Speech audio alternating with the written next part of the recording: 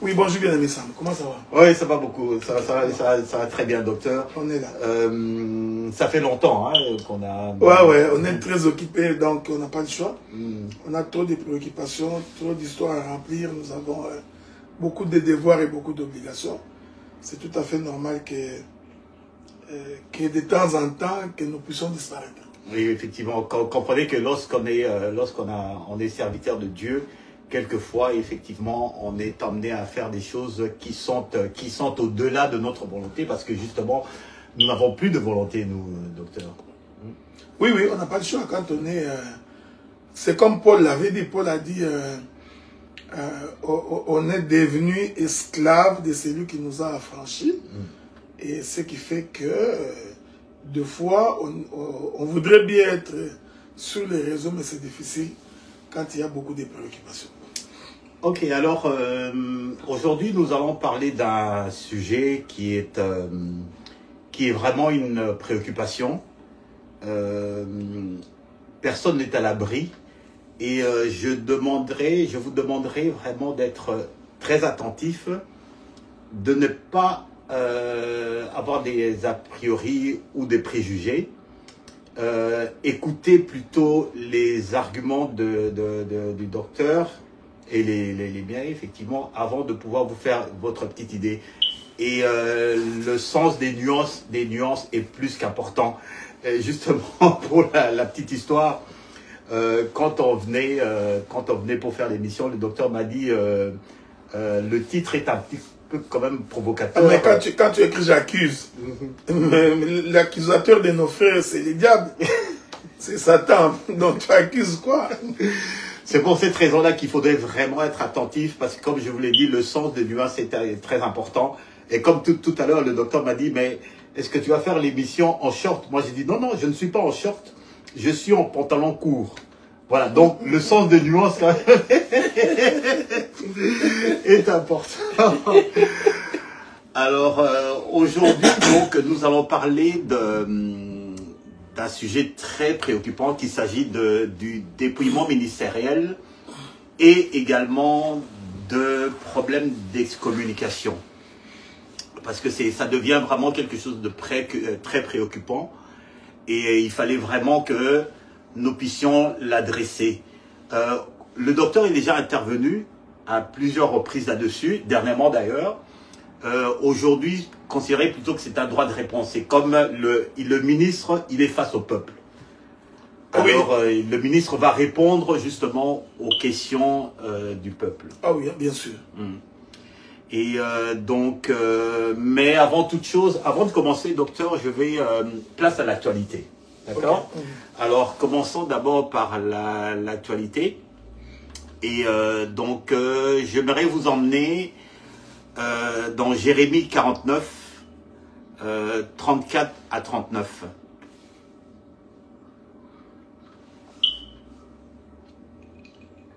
Jérémie 49. À partir du verset 34. On va aller probablement jusqu'à 39. Ok.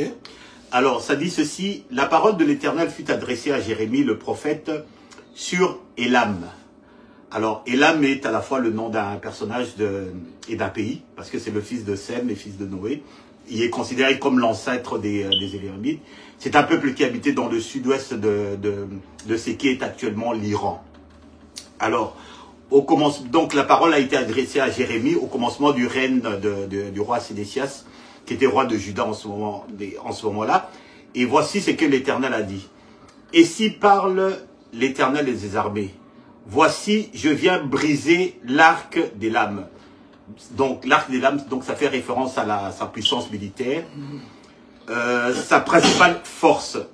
Je ferai venir sur Élam 4 vents, des 4 extrémités du ciel. Je les disperserai par tous les vents, et il n'y aura pas une nation où n'arrivent les fugitifs d'Élam. Je ferai trembler les habitants d'Élam devant leurs ennemis et devant ceux qui en veulent à leur vie. J'amènerai sur eux des malheurs, mon ardente colère, dit l'Éternel, et je les poursuivrai par l'été jusqu'à ce que je les ai anéantis. je placerai mon trône dans Élam et j'en détruirai le roi et les chefs, dit l'Éternel. Mais dans la suite des temps, je ramènerai les captifs d'Élam, dit l'Éternel. Alors, donc, première chose, donc, je voudrais qu'on s'arrête sur les 4 vents. On voit que, par exemple, dans l'Apocalypse, les 4 vents, on parle des 4 vents qui sont retenus pour retarder le jugement de Dieu. Dans Ézéchiel, bon, les 4 vents, donc ça représente l'Esprit de Dieu qui symbolise la puissance divine et la restauration, la résurrection. Dans Daniel, bon, les 4 vents, ils vont attiser les grandes bêtes dans l'empire de la domination. Mais dans Jérémie, ces 4 vents sèment le chaos dans les lames et dispersent le peuple. En même temps, ils anéantissent la puissance militaire et ils mettent en péril la sécurité d'une nation. Alors, ma question est la suivante, docteur. Ce qui se passe en ce moment au Moyen-Orient, d'accord? En fonction donc de ce qu'on vient de voir avec Jérémie, est-ce qu'on pourrait dire c'est simplement de la politique? Est-ce qu'on pourrait dire c'est de l'actualité? Ou alors c'est quelque chose de... Ou alors c'est vraiment de la prophétie? Ce qui se passe, comment est-ce que vous, en tant que ministre de la parole, docteur de la parole, donc avec le souci des détails, quand vous observez ce qui se passe maintenant et tout, comment est-ce que vous jugez, comment est-ce que vous percevez l'actualité, docteur? D'abord, je voudrais vous remercier pour la question. C'est comme vous l'aviez dit, Élam, c'était l'un des fils de Noé, donc dans la descendance de Sem, Sem qui était l'un des fils de Noé. Et puis, on est en train de placer Élam pratiquement comme étant comme une nation beaucoup plus ancienne que les Israélites. Exactement, ok. Bon, maintenant, aujourd'hui, on considère que ces territoires-là d'Élam, c'est pratiquement les territoires où se trouve l'Iran. Ok. Ok. Donc là où l'Iran se trouve présentement, c'est là où se trouveraient les territoires d'Élam.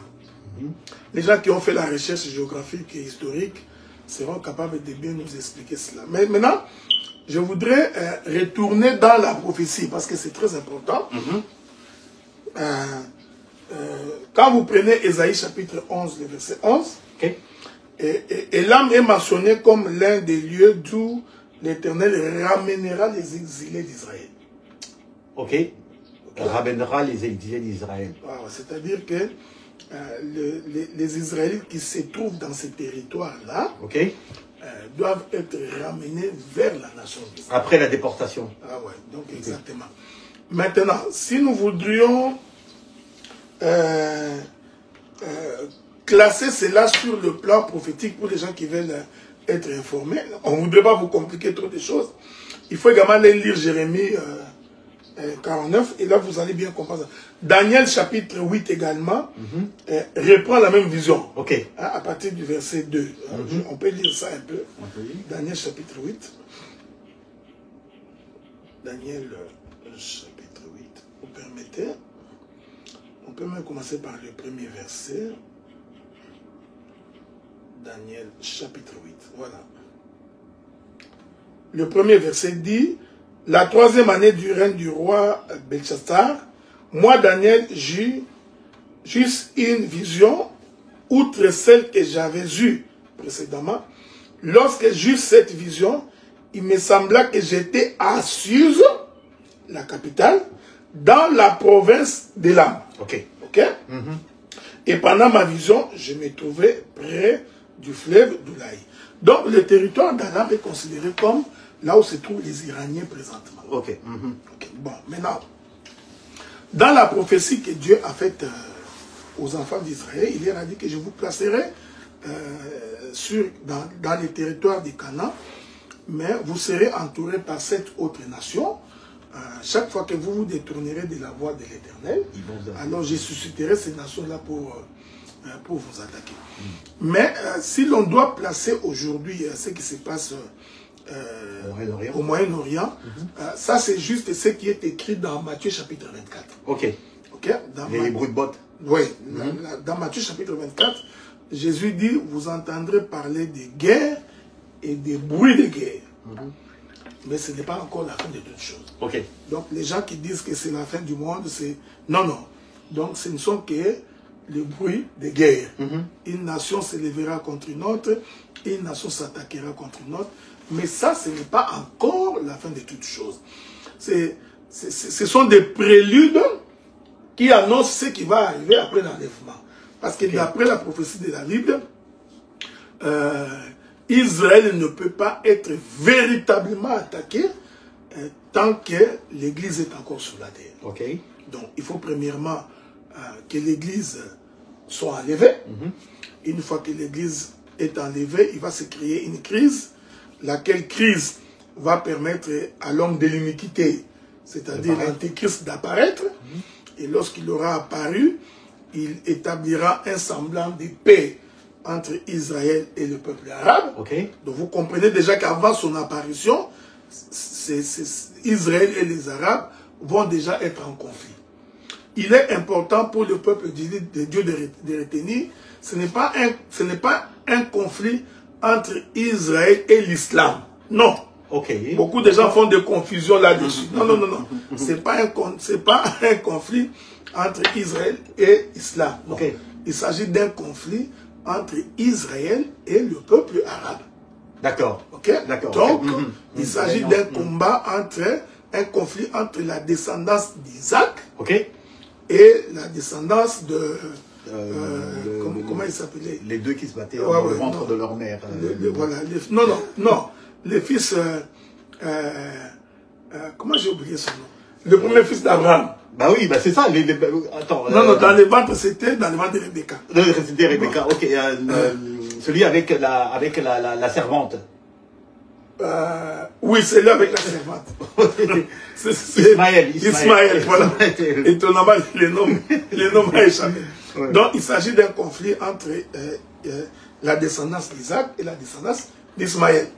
Et la descendance d'Isaac, c'est le peuple juif. Et la descendance d'Ismaël, c'est le peuple arabe. Ok. Bien. Donc, et Dieu avait dit, il y aura conflit entre vous, de génération en génération. Ok, donc ce n'est pas parce que ce qui se passe maintenant, ce n'est pas parce que il y a un an ou deux, les gens de la bande de Gaza ont attaqué Israël. Donc ça n'a pas commencé là. Non, non, ça n'a pas commencé là. Donc, ça n'a rien à voir avec ça. Donc c'est un conflit prophétique qui établi entre les enfants d'Israël et les enfants d'Ismaël. Donc les enfants d'Isaac et les enfants d'Ismaël. Donc, et il n'y a que Dieu qui viendra mettre fin à ce conflit-là. Maintenant, lorsque l'homme de l'Empire, qui est l'Antéchrist, apparaîtra, ce sera à la fois un homme politique et un homme religieux. Il va donc établir un semblant de paix. Paix et sûreté. Paix et sûreté, c'est ce que Matthieu dit. Lorsque les gens diront paix et sûreté, une ruine soudaine les surprendra. La ruine soudaine qui les surprendra viendra d'Israël. Parce que Israël, c'est un peuple qui n'écoute pas. Donc la Bible dit que c'est un peuple au cou raide. Donc il est têtu, de par la manière dont Dieu les a créés. C'est un peuple qui n'écoutera jamais.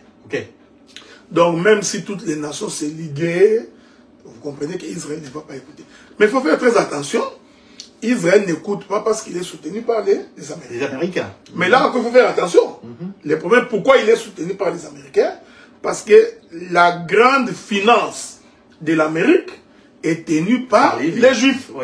Donc en réalité, ce ne sont pas les Américains, ce sont les Juifs qui tiennent l'économie américaine. Donc cela veut dire que c'est eux qui influencent la politique étrangère américaine sur la question qui concerne Israël. De telle sorte que, ça c'est la prophétie qui va les démontrer plus tard, le jour où les enfants d'Israël, les Juifs qui sont américains et qui tiennent les finances du monde, lorsqu'ils vont décider de rentrer tous en Israël, parce qu'Israël est menacé, ils vont amener leurs capitaux. Et lorsqu'ils vont amener leurs capitaux, effondrement de l'Amérique. L'Amérique va s'effondrer. C'est pourquoi l'Amérique tient à tout prix à défendre Israël, parce qu'en fait, c'est pour la cause de l'économie américaine. Alors, donc ce qui se passe entre Israël et l'Iran, ce n'est qu'un début. Mais cela ne peut pas arriver tant que l'Église n'est pas encore partie. Alors, ceux qui pensent que c'est le commencement de la Troisième Guerre mondiale, mais en réalité, ils se trompent. Je ne sais pas qu'est-ce qu'ils appellent la Troisième Guerre mondiale. Ça encore, c'est une façon de parler. Mais dans la prophétie de la Bible, moi, je préférerais ne pas appeler ça une guerre mondiale. Okay. Mais si c'est la Troisième Guerre mondiale, ce n'est qu'une guerre comme toute autre guerre. Ben, bien sûr. Qui n'aura rien à voir avec les événements du temps de la fin. Ok. Selon la Bible, une fois que l'Église est enlevée, il va y avoir une crise. L'homme de l'Antéchrist va devoir se présenter et faire un semblant de paix. Okay? Donc c'est pendant ce semblant de paix qu'à la longue, il va vouloir se proclamer Dieu. C'est ce que dit Matthieu chapitre 24. Et demander à Israël de l'adorer. Et Israël va lui rappeler les livres d'Exode. Tu n'auras pas d'autre Dieu devant ma face en dehors de l'Éternel, des dieux d'Israël. Alors, Israël va rompre cette alliance-là. La Bible dit, selon la prophétie de Daniel, c'est au milieu de la 70e semaine de Daniel que Israël va rompre cette alliance-là. Alors, lorsque Israël aura rompu cette alliance-là, c'est semblant de paix. Alors, l'Antéchrist va prendre à témoin le monde entier pour dire, en réalité, celui qui nous pose problème, c'est Israël. C'est Israël. Alors, les nations de la terre vont se liguer contre Israël pour l'attaquer. Ok. Donc, selon la prophétie, ça va être les royaumes du Nord. Si vous observez la géographie, aujourd'hui, vous verrez que c'est du côté de la Russie et de la Chine, qui sont les nouvelles puissances militaires en émergence. C'est eux, en se coalisant, avec l'appui de l'Antéchrist, parce que l'Amérique aura déjà perdu sa primauté, qui vont s'associer avec l'Union européenne, parce que l'Union européenne également se rangera du côté des Arabes.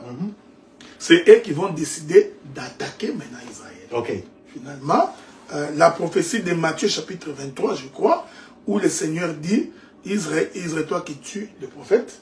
Donc, je tournais les dos, je me suis rendu vers d'autres nations, jusqu'à ce que votre maison sera restée déserte, jusqu'à ce que vous crierez, béni soit le nom de celui qui vient au nom du Seigneur. Et c'est là que... c'est là que le Seigneur... Il y a beaucoup d'événements expliqués là-bas, mais j'essaie seulement de schématiser pour dire ce qui arrive, ce n'est que le bruit de guerre.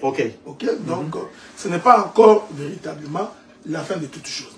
Je voudrais placer ça dans la prophétie de la Bible. Les enfants d'Israël se trouvent en Égypte. Dieu envoie Moïse pour les libérer. Moïse arrive. Moïse annonce les 10 plaies. Donc, les 10 plaies, c'est aussi les mouvements, les bruits de guerre. Ce n'est pas encore la fin de toutes choses. À la 10e plaie, Israël mange l'agneau. Pharaon dit à Moïse, maintenant, on va faire la paix. Laissez-les partir. Cette portion de l'écriture, c'est l'Antéchrist qui fait un semblant de paix avec Israël. C'est bon, vous pouvez y aller.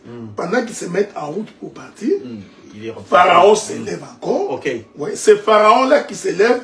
C'est ça la coalition de toutes les armées de la terre qui vont attaquer Israël.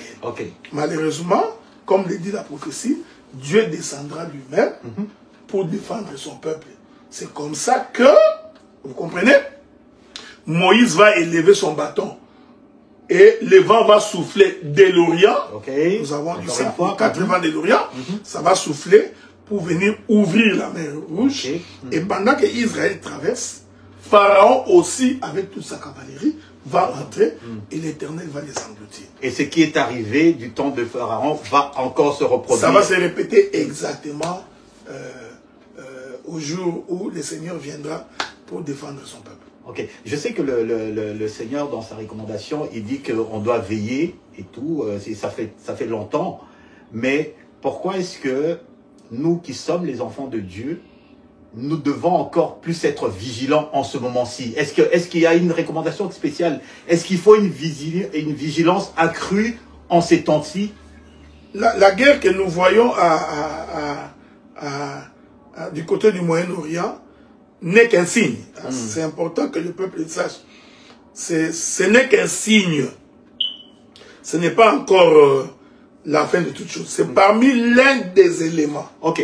Hein, précurseur que l'Église va être bientôt arrivée. Ok, d'accord. Okay? Donc, comme vous avez parlé des 10 plaies Exactement. Okay. C'est l'un des éléments.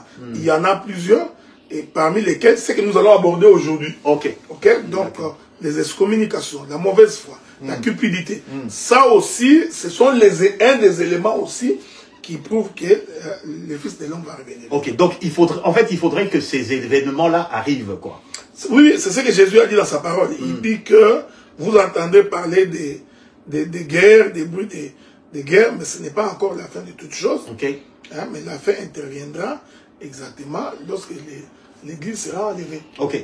Okay, donc c'est ça. Okay. Donc on peut dire par extension, vous entendrez parler d'excommunication, vous allez parler de dépouillement à outrance et tout, mais ce ne sera pas encore la fin. Il faut que ces choses-là arrivent. Ah ouais, on a des écritures, on va donner des écritures. Les gens vont nous suivre par les écritures.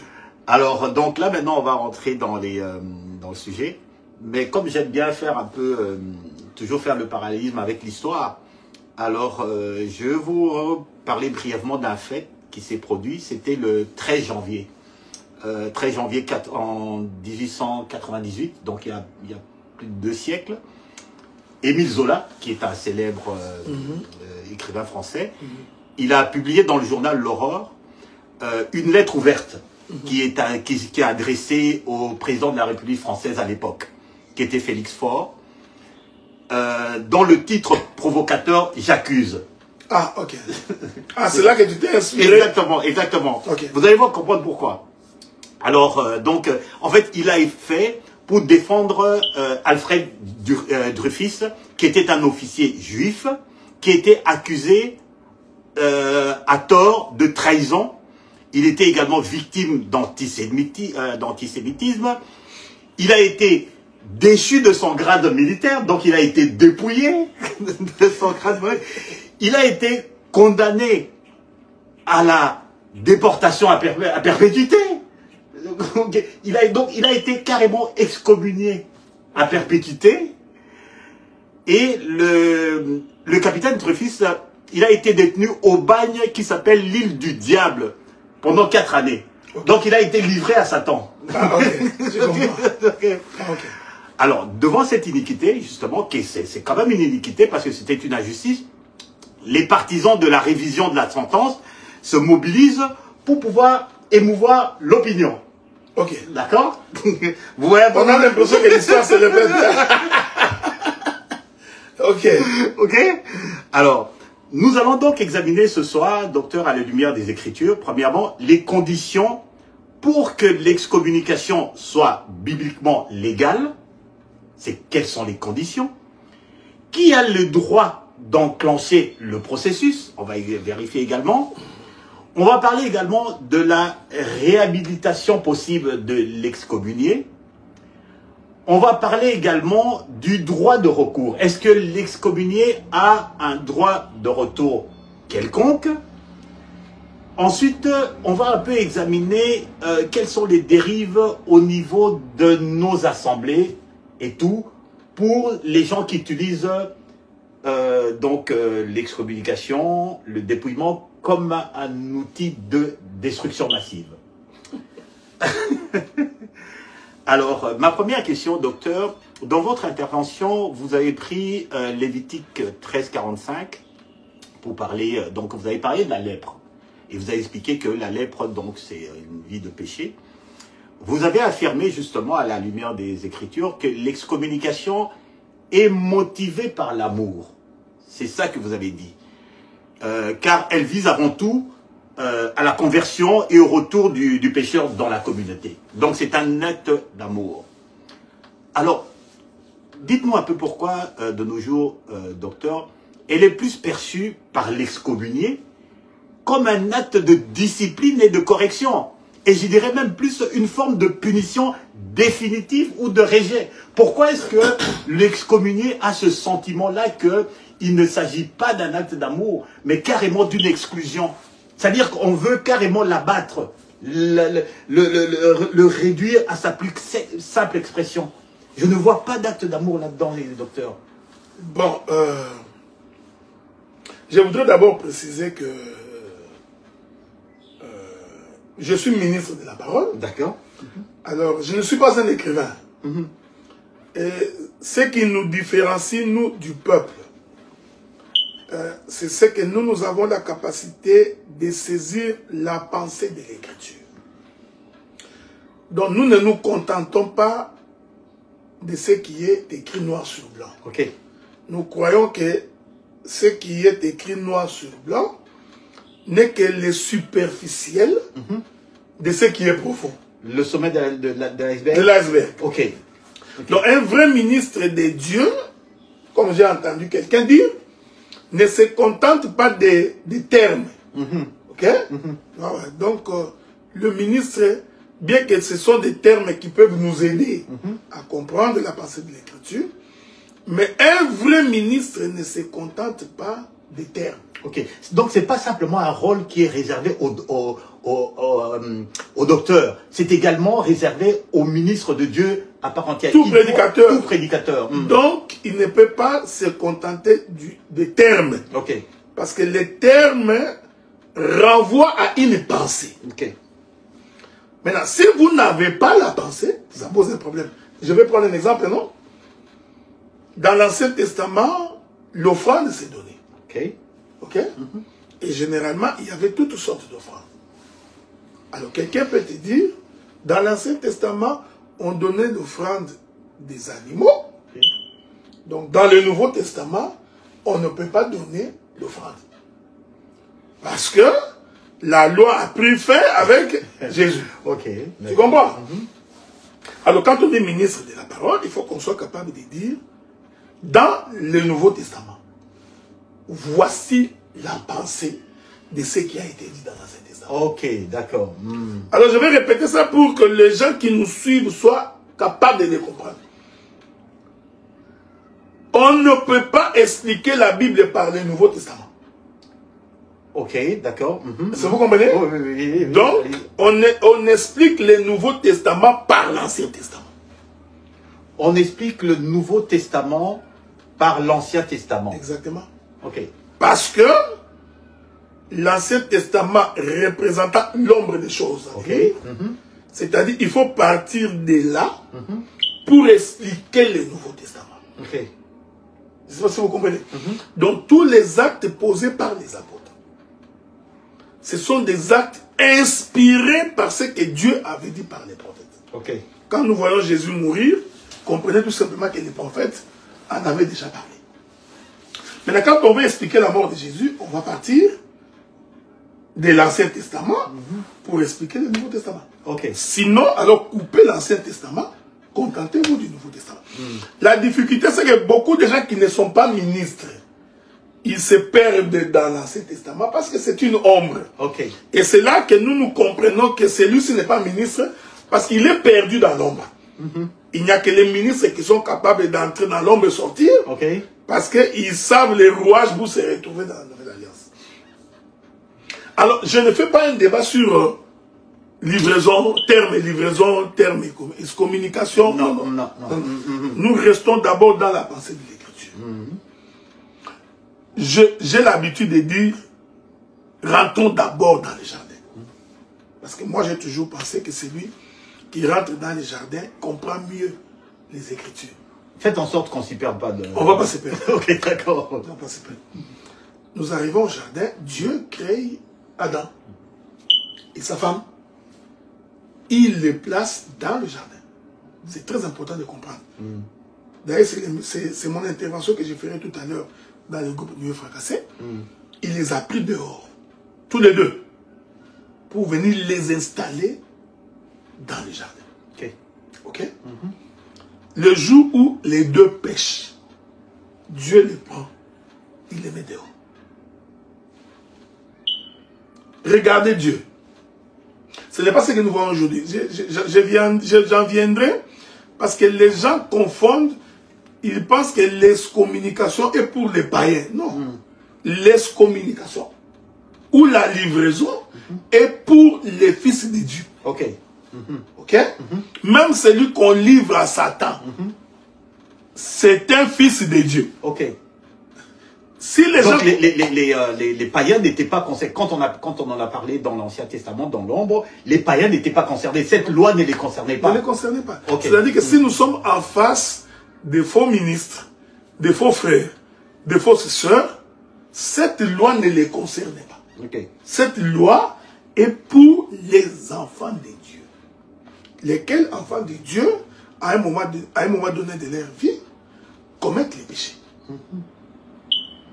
Comme Adam et Ève. Dieu les met dehors. Je voudrais dire, Dieu, en les mettant dehors, ce n'était pas pour qu'ils restent définitivement dehors. Nous manquons le temps. Hein? Nous manquons le temps parce que les gens qui nous suivent doivent savoir que autant qu'il y avait des animaux dans le jardin, okay. Autant il y avait des animaux en dehors du jardin. Est-ce qu'il y avait des humains en dehors du jardin? Non, parce que le premier homme c'était Adam. Ok, d'accord. Donc c'est très important parce que le jardin a été planté en Éden. C'est très important. C'est pourquoi, quand Dieu chasse Adam du jardin, tous les animaux ne sont pas sortis avec Adam. Ok, bon. Ça, ce sont des choses, il faut être ministre pour comprendre cela, parce qu'il y a beaucoup de profondeur. Mais quand Dieu place Adam et Ève dehors, regardez Dieu. Il les habille. Il pouvait les laisser sortir avec les feuilles du figuier. Dieu les habille et les chasse. C'est-à-dire qu'en sortant, ils avaient quelque chose venant de la part de Dieu. Et Dieu savait que les soucis de ces deux seraient de revenir. Il le savait pourquoi. D'autant plus qu'il a mis les chérubins à la porte du jardin pour les empêcher de retourner. Donc Dieu savait, comme je les ai mis dehors, leur souci va être de rentrer. C'est comme ça que j'explique que quand on met quelqu'un dehors, bien qu'il est exposé aux attaques du diable, il est exposé à tous les prédateurs. Mais Dieu se soucie quand même de cet homme qu'on a mis dehors. Et le couvre de sa nudité. Maintenant, pour que cet homme rentre, il faut que quelqu'un accepte de porter les péchés de cet homme. Et cette personne-là, c'est Jésus. C'est Jésus qui a accepté de passer par l'épée de chérubin et que le sang puisse couler afin que l'homme Adam qui avait péché puisse rentrer. Il n'y a pas plus amour que ça. Ok, d'accord. Il faudrait que quand nous posons des actes, que ce ne soit pas des actes de haine. Ça, c'est comme ça que beaucoup de gens ne nous ont jamais compris. Il n'y a pas de haine en nous. Nous posons des actes d'amour pour que celui qui s'est écarté de la voie de Dieu puisse revenir. Mais il ne faut pas oublier, il y en a d'autres qui ne sont pas fils de Dieu. Ok? Ça, c'est autre chose. Maintenant, l'écriture que j'ai prise de Lévitique, il est important de retenir. Ça aussi, c'est très important.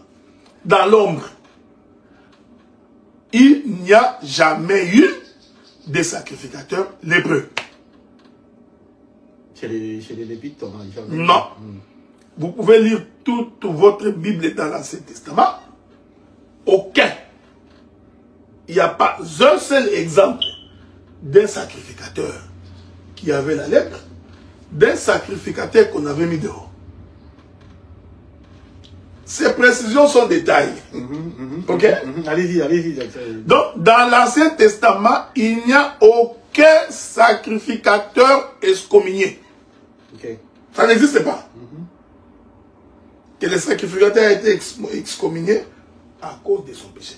Mais, il est important de retenir que l'ombre, l'Ancien Testament, étant l'ombre des choses à venir, n'est pas la représentation exacte des choses.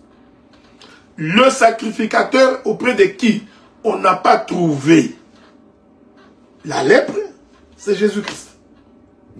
Voilà pourquoi tous les sacrificateurs de l'Ancien Testament ne pouvaient pas porter la lèpre. Parce que c'était l'image de Jésus. De Jésus-Christ lui-même. Jusqu'à ce que Jésus vienne porter les péchés de tous. Et à ce moment-là, on va les mettre à côté. Parce que Jésus, c'est aussi un lépreux. Mais il est devenu lépreux en portant nos péchés. Nos péchés. Non, c'est important. C'est pourquoi on doit les mettre dehors. Ne vous en faites pas, il doit revenir. Même Jésus doit revenir dans les camps. Bon, je ne rentre pas là. Maintenant, celui qui constate la lèpre dans l'Ancien Testament, c'est le sacrificateur. Donc c'est au sacrificateur que Dieu avait donné l'intelligence pour identifier que ça là, c'est la lèpre. Et la lèpre est trouvée auprès des frères et des sœurs. Ok, d'accord. C'est pas si vous comprenez. Oui, donc, bien sûr, bien sûr. Si nous transposons ces choses-là aujourd'hui, on ne peut pas trouver un prédicateur lépreux. Ok. Ça n'est, en tout cas, je peux me tromper, mais dans ma lecture de la Bible, il est inconcevable qu'il y ait un prédicateur lépreux. Ok. En partant du principe que le prédicateur dont il est question est fils d'Abraham. Oui, mais je rentre d'abord. Nous n'avons pas d'exemple d'un sacrificateur qu'on a excommunié. Vous voyez où je voudrais en venir. C'est pour dire que même dans la nouvelle alliance, on ne peut pas excommunier un ministre. Donc, un vrai ministre, je vais le répéter, un vrai ministre de Dieu, c'est pas quelqu'un auprès de qui on trouve la lèpre. C'est-à-dire, c'est pas quelqu'un qui vit les péchés à répétition. C'est un voleur, un bandit, un impudique qui prend une femme ici, prend là-bas.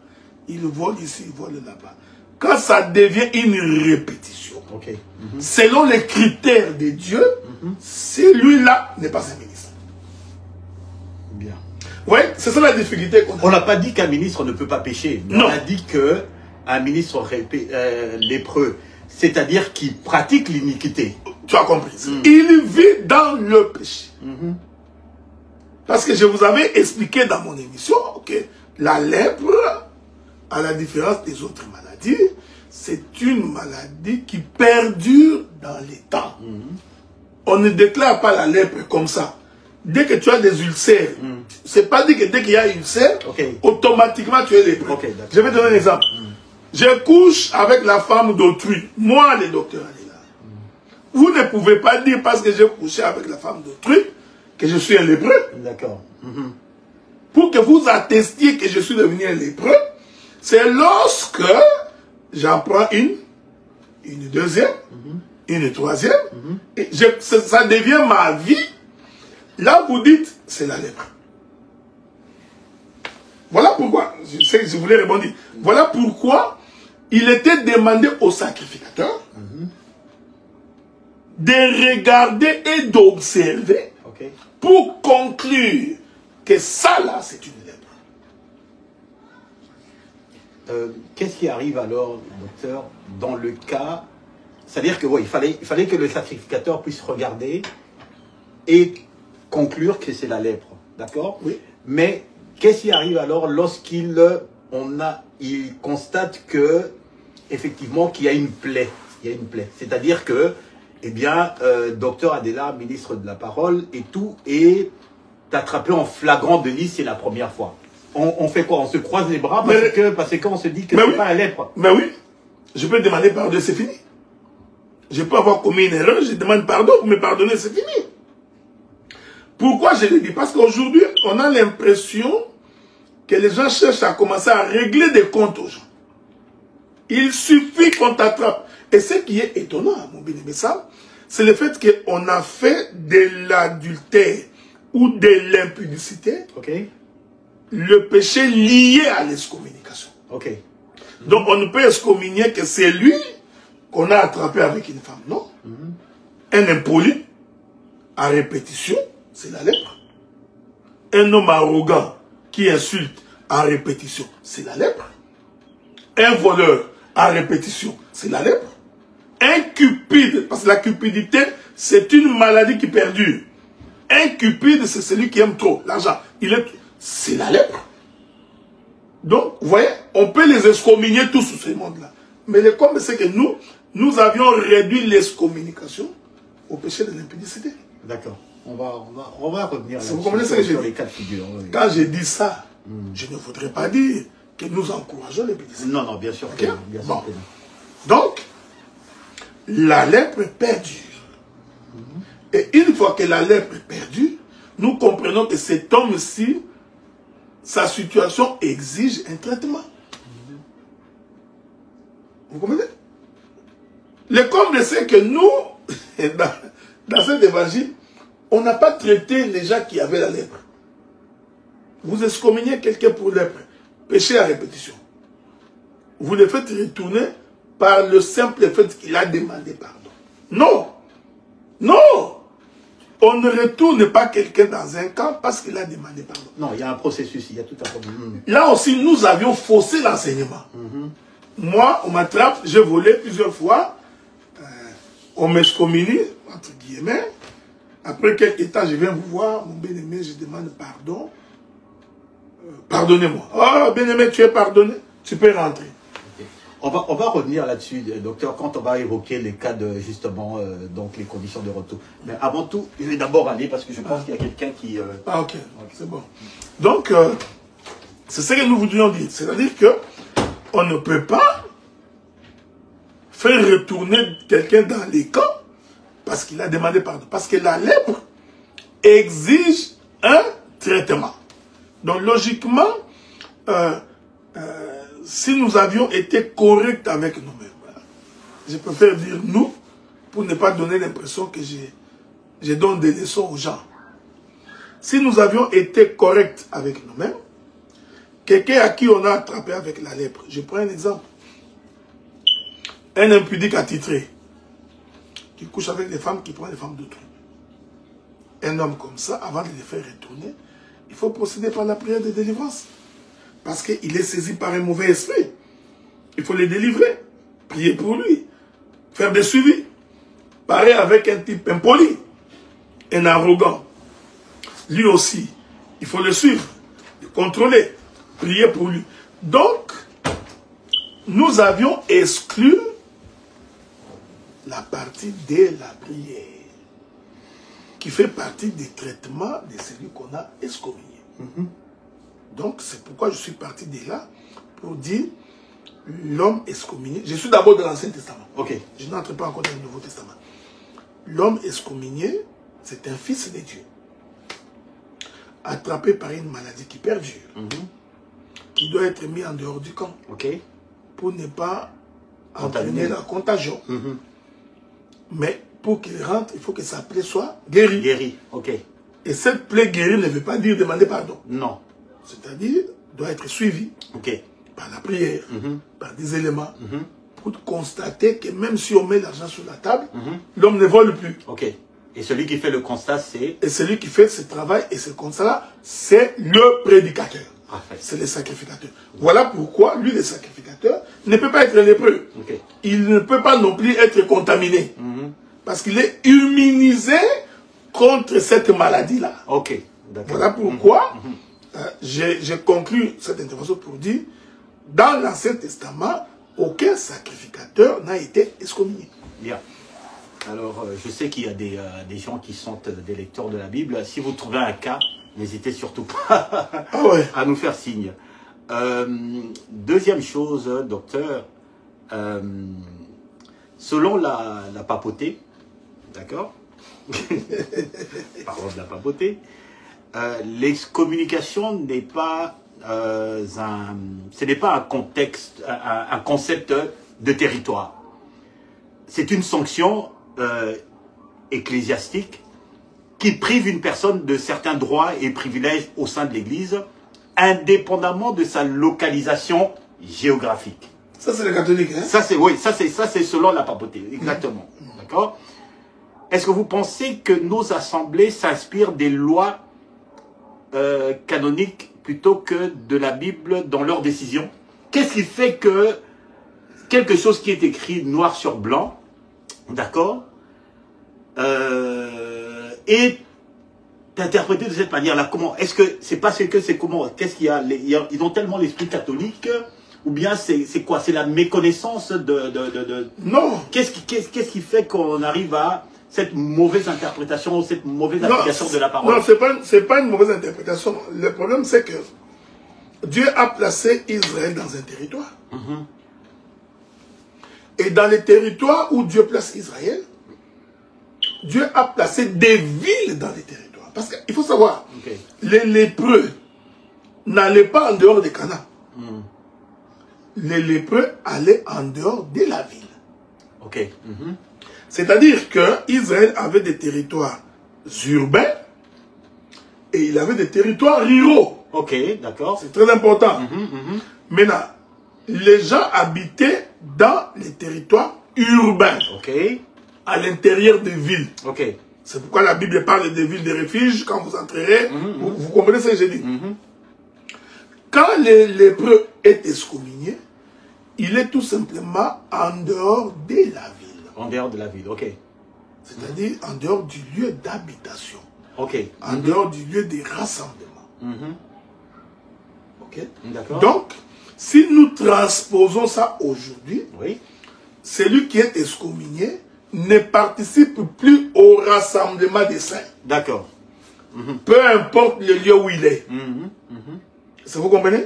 Bon, vous savez, il y a beaucoup de dérives, hein, parce que si on va y arriver. Si l'homme sait qu'il est excommunié pour avoir commis un péché, il est préférable qu'il soit, que lui-même d'abord accepte de s'auto-exclure. La difficulté est là. La difficulté est que certains sont excommuniés alors qu'ils n'ont pas commis le péché. C'est là que ça devient difficile. Mais celui qui, par sa conscience, sait que ce qu'on lui reproche est vrai, celui-là s'auto-exclut d'abord lui-même. Adam mange du fruit. Il constate qu'il a violé la loi de Dieu. Par lui-même, il fuit. Avant que Dieu vienne encore les chasser. Donc, il faut d'abord que la position de l'excommunié, c'est-à-dire celui qui a commis des forfaits, soit d'abord la position de celui qui s'humilie, qui reconnaît que ce que j'ai fait est mauvais. La difficulté, c'est parce que beaucoup ne reconnaissent plus que ce qu'ils ont fait, c'est mauvais. Mais il y en a une autre portion, il y en a d'autres qui en réalité n'ont rien fait pour des raisons X ou Y, un groupe de gens ou une personne décide de les chasser. Est-ce que quelque part, il y a également une volonté délibérée de nuire à l'intégrité de la personne? Est-ce qu'il y a également ce sentiment-là? Dans la Bible, non. Malheureusement, dans la Bible. Vous savez, moi j'ai fait les sciences sociales. J'ai une maîtrise en sociologie. Il y a quand tu fais l'étude d'un objet sur le plan scientifique, il y a ce que nous appelons les paradigmes, c'est-à-dire les théories, les cadres théoriques pour expliquer les faits sociaux. Et les faits sociaux, généralement, sont en opposition, en dichotomie avec les cadres théoriques. Entre les deux, il y a ce qu'on appelle la coupure épistémologique. C'est-à-dire que la Bible, elle est parfaite. Où se trouvent les problèmes? Les problèmes se trouvent dans les personnes qui appliquent ce que la Bible dit. C'est là où se trouve la coupure épistémologique. C'est là où ça demande beaucoup d'intelligence pour se rendre compte. Mais en fait, en réalité, cette décision ici, quand bien même que c'est inscrit dans la Bible, mais la manière dont on l'a appliquée semble ne pas respecter la procédure. Donc aujourd'hui, nous avons des gens qui, pour régler des comptes aux autres, ont trouvé dans l'excommunication un outil favorable. Voilà un peu ce que je peux dire à ce sujet. Bien. Parlons un peu de la contestation. D'accord? C'est-à-dire que la personne est excommuniée et il veut exprimer son droit, justement, de recours. D'accord? Là-dessus, dans votre intervention, vous êtes appuyé sur Deutéronome 17 à partir de verset 8. On va essayer de voir quelle doit être la procédure et ainsi que ses tenants et ses aboutissants. Moi, dans ma compréhension à moi, Deutéronome 17.8 explique qu'en cas de litige trop complexe à trancher, notamment en matière de sang, il parlait de meurtre, de coups de blessure, le peuple d'Israël doit faire appel à une instance supérieure pour obtenir un jugement. Mais à aucun moment, il est question de suspension de mesures disciplinaires, mais plutôt un moyen de recours. Moi, dans ma compréhension, moi, je vois effectivement dans Deutéronome 17, 8, à partir du verset 8, que Dieu est en train de donner le moyen de recours, mais nulle part, je n'ai vu une suspension de la mesure. C'est-à-dire que, bon, voilà, il y a une sanction et tout, qui a été, donc, une personne est frappée des communications, tout. La personne conteste justement les faits et tout. C'est vrai que, bon, voilà, donc, c'est même la nature permet justement à la personne de se défendre. Mais entre-temps, prenons l'exemple, on va prendre l'exemple naturel. Une personne qui est excommuniée à raison. D'accord? Il est à raison. Je ne parle pas des gens qui sont excommuniés à tort et à travers. Une personne, par exemple, un voleur. Quelqu'un qui est voleur, qui vole dans la caisse de l'église. D'accord? On sait que, bon, voilà, on l'a attrapé et tout. Et la personne, bon, est frappée d'excommunication. D'abord, il faut préciser que quand quelqu'un vole la caisse de l'église, il ne peut pas l'excommunier. Mais, docteur, tout à l'heure, on a parlé de la plaie, de la lèpre, c'est-à-dire à répétition. C'est ça que j'ai dit. Si c'est un voleur. Exactement. Ben, justement, il est attrapé. Parce que si tu laisses comme ça, un frère va aller voler l'argent de l'église, on l'excommunie. Non. Pour l'instant, non. Nous n'utilisons pas ça comme un moyen de pression quelconque. Non. La personne est à raison, excommuniée et tout. Bien, il y a une sanction qui est là. La personne dit, ah non, écoutez, non, voilà, je conteste les faits, etc. Moi, je n'ai jamais touché à la caisse et tout ça. Et non, on se dit, on suspend la mesure. Donc, il continue dans ses fonctions comme si de rien n'était. Non.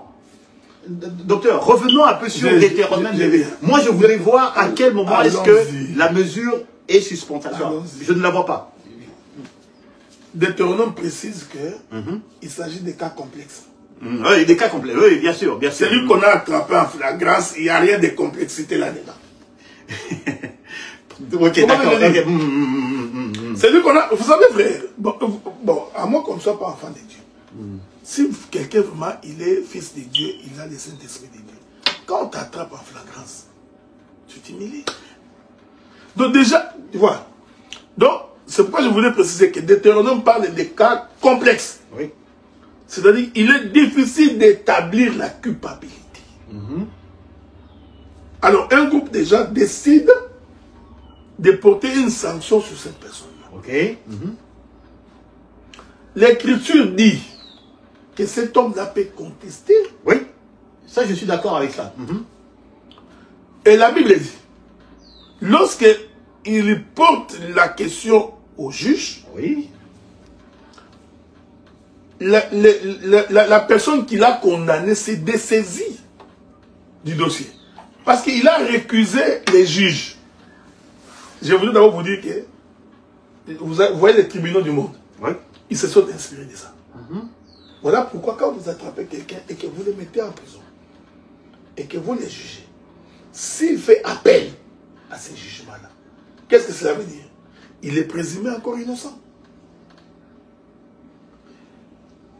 Donc, la condamnation de 20 ans ou de 15 ans que vous lui avez accordé doit tomber jusqu'à ce que, après qu'il soit allé en appel, que les juges en question tranchent.